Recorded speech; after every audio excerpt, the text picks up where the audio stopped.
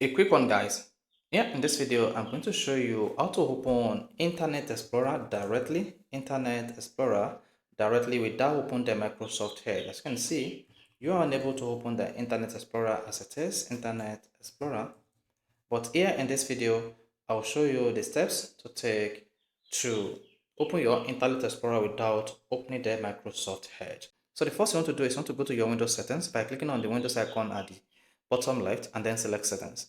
Once you selected settings, you need to click on update and security. So select update and security, and after that, I want to scroll down until you see view update history. So select view update history.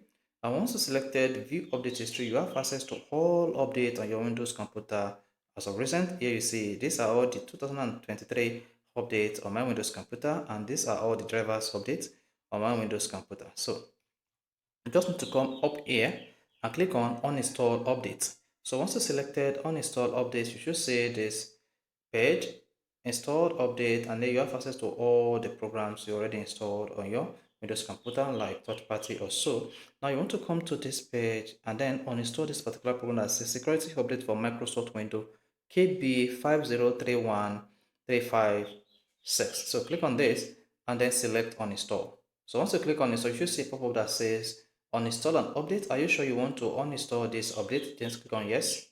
And once you click on yes, you should see this update uninstall, and this might take a couple of seconds. So you just have to hang on until this update uninstallation is completed. So just hang on.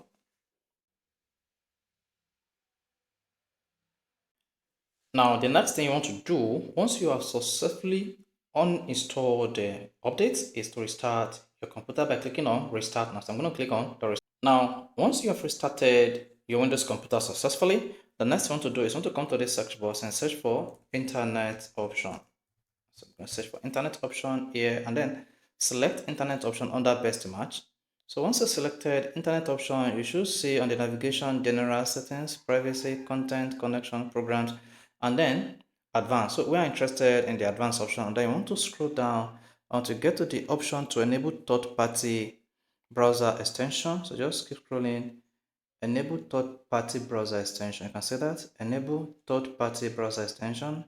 So that is the only option to enable third-party browser extension here. So we need to disable this. Just check this and then click on the apply button. Once you hit the apply button, you want to click on OK.